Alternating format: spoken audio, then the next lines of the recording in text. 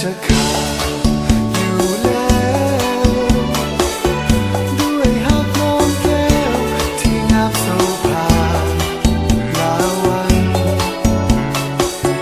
นั่งเดินด้านฟ้าลงสู่ดิน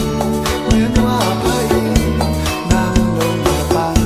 ให้อ้ายนอนฟังเธอน้องหัวใจอ้ายนี้แน่มีทางออกได้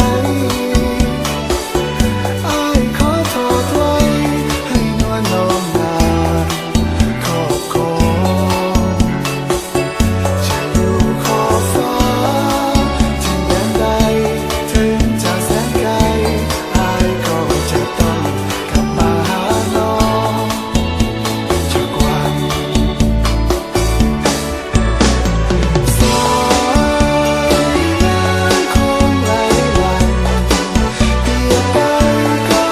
เหมือนดังน้ำใจอ้ายไหลมานั้น ขอให้น้ำเจ้าจงสงสาร